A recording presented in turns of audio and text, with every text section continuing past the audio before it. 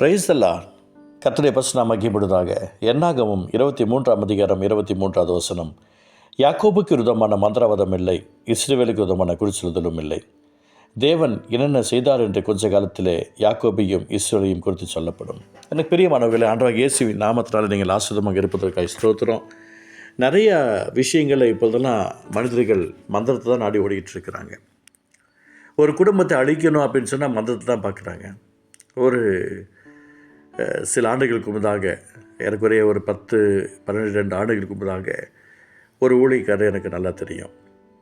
கர்த்தருக்காக ரொம்ப வைராக்கியமான ஒரு சகோதரர், ரொம்ப ஆண்டவருக்காக பிரயாசப்பட்டவர்.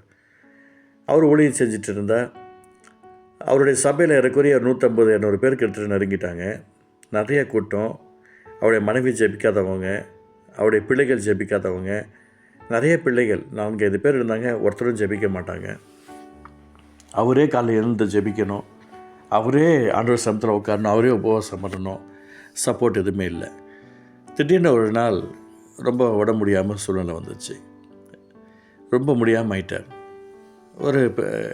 அவருடைய லைஃப்பில் மிகப்பெரிய ஒரு அவல நிலை உண்டாச்சு. என்னன்னு பார்த்தீங்கன்னா, ஒரு குறிப்பிட்ட மந்திரவாதிகிட்ட போயிட்டு இருந்த ஜனங்கள் எல்லாத்தையும் இவர் தன்னுடைய சபை கூட்டிகிட்டு வந்துட்டார். யாருமே நமக்கு வந்துட்டு பணம் கொடுக்கலையேன்னு சொல்லி அந்த மந்திரவாதி அந்த ஊழியக்காருக்கு விரோதமாக செயல்பட்டுட்டாப்புல. ஊழியக்கார் ரொம்ப முடியாமல் ஆயிட்டாங்க. நான் ஒரு இடத்துக்கு ஊழியத்துக்கு போயிருக்கிறேன். அப்போது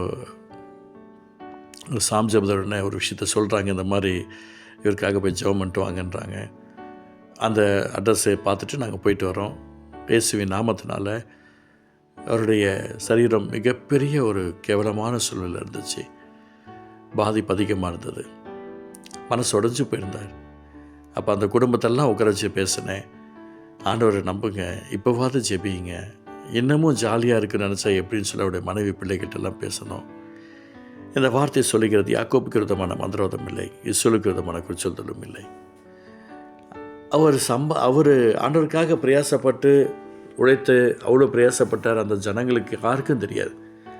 இவர் வெளியில் ஊழியத்துக்கு போயிருக்கிறார், வரத்துக்கு கொஞ்சம் காலம் பிடிக்கும் அப்படின்னு சொல்லி மறைச்சி இவர் தனிமைப்படுத்தி வச்சுருந்தாங்க. நினைவு இல்லாமல் இருந்தது. ஏதோ ஒரு மோசமான சூழல் தள்ளப்பட்டிருந்தார்.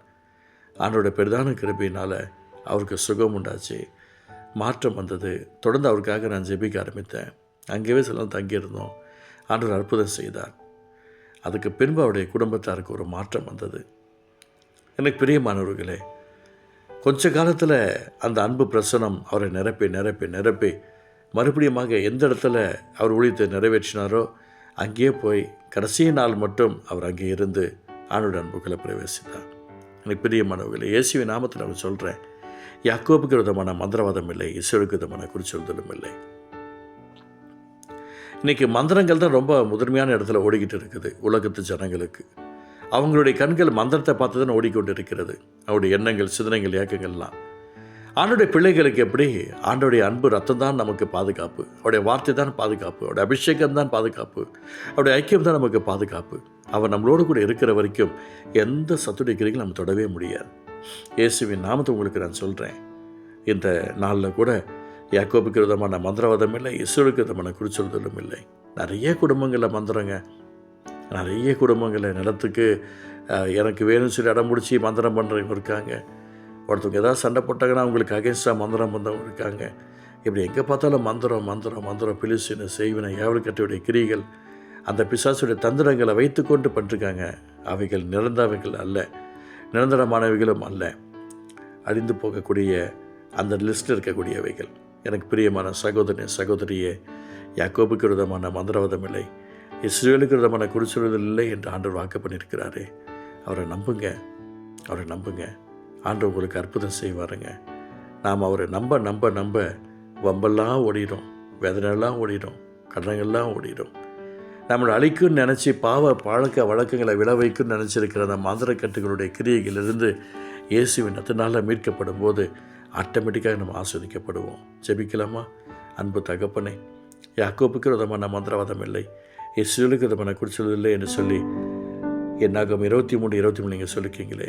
இயேசுவின் நாமத்தில் நாங்கள் ஜெபிக்கிறோம். அற்புதம் செய்யும் ஆசிரியம் இயேசு பிதாவே.